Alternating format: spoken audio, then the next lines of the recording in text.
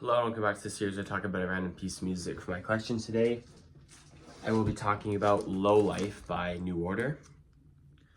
This is the, I don't really know what genre to call New Order. They're kind of synth pop, kind of post-punk, kind of, I guess just those two. But anyway, this is their third album.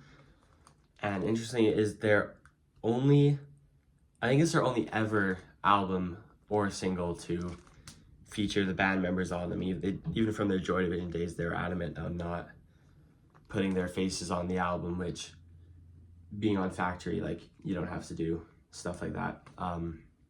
But Peter Saville actually called the band in for like a photo shoot he said it was like for a magazine or something, and then they ended up putting them on the record sleeve because he knew that they wouldn't agree to that. I think it's a great album sleeve. I guess I'll just show you now my other copies. I have this one, which is a bit water damaged, like there you can see. And then I got this for free, and then I bought this one. This is a new pressing. It's like probably about like 2014 or something. But there you can see like the album art better. And yeah, it's packaged in tracing paper, which I think you had to actually, to open the record, you have to kind of destroy it, which is why like this copy doesn't have the original paper on it, because you would have to like cut it carefully in order to not take it off, and probably some people just took it off because I guess it was like a replacement for like saran, no, not, what the fuck is it called? Not saran wrap, you know what I mean? You know what I mean? Saran wrap, but you package shit in it. Anyways, let's talk about the songs on the album. This is an interesting album for me because, well, actually, I will say it was at one point my favorite album, but it was almost kind of too early in my musical discovery to even have a favorite album, because I probably only listened to like, I don't know, probably like 20 albums in full. But anyways, it opens with Love Vigilantes, which is a very interesting New Order song. It's kind of an outlier in their discography, in their early discography, certainly. Anyway, it's kind of influenced by kind of both folk and country. It has I don't know if it's harmonica or is it melodica, I'm not quite sure, but it opens with like a harmonica line or whatever it is, and then has a really nice guitar riff, and it's really like a folk song. And it's interesting that it opens the album because it's really nothing like that. Like, I remember me and my friend at school, once we both gave each other two albums to listen to at the same time. He gave me ELO, which I had never heard before. He gave me Out of the Blue, which is a really good album. And I told him to listen to I'm not talking about Substance. Low Life by New Order. Except I remember I told him to listen to the Substance version of the singles rather than the album version. But anyway, and he was like, "Oh, this is interesting. I like this." And I'm like, "Oh, okay. Well, you know, the rest of the album isn't like that." Anyway, that's a good opener. It's a very different song that they ever did. The Perfect Kiss is the next song. I already talked about that in the video I did on it, but I'll just talk about the album version, which is not a very good version. It's fine, but why would you ever listen to it when the 12-inch version exists?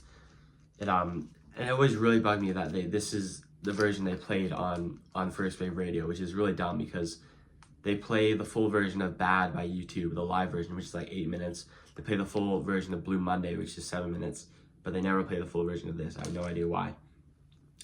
And they cut out the intro. They have this kind of cool intro that's like, has like synth splashes that go back and forth from the left to right ear, and then cut out the long intro, cut out the second verse, and then kind of the outro is like every part of the outro is like cut in half essentially, and then it ends with a fade out, and it just ends at the best part.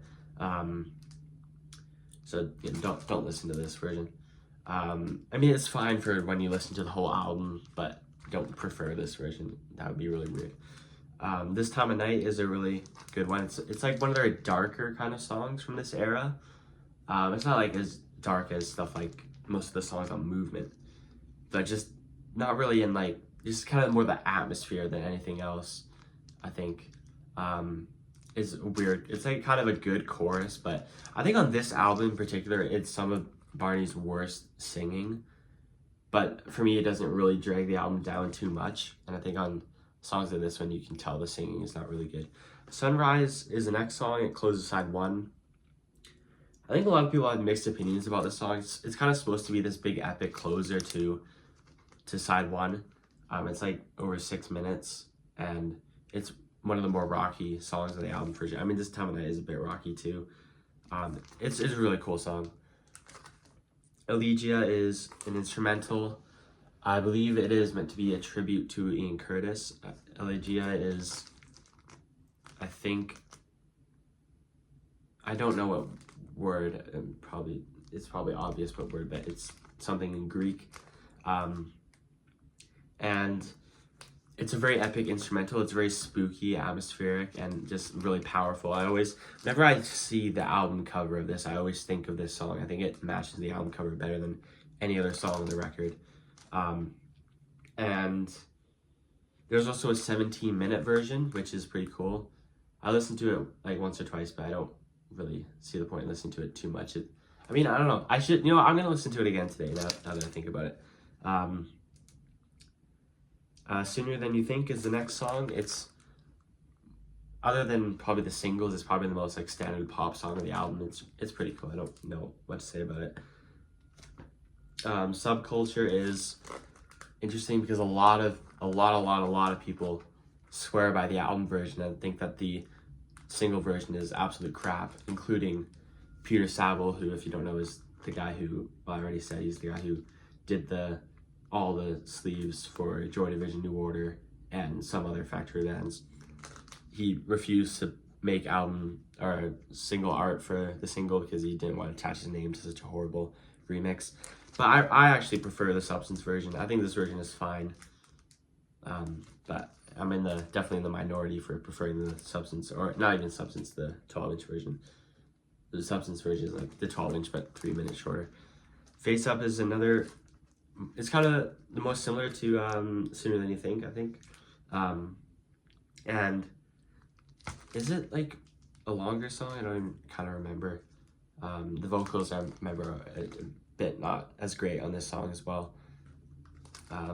Anyway, I kind of just want to quickly show you the back of the album, because the front is Stephen Morris, the drummer, or also synth player, and the back is Jillian Gilbert, and then what you can like, when I got this album, it was the other way around, and this was the front, but with New Order on it, but the New Order thing was upside down, because the previous owner, you can take the sleeve out and switch it around, but I don't want to do that very often because it's just going to damage it more and more.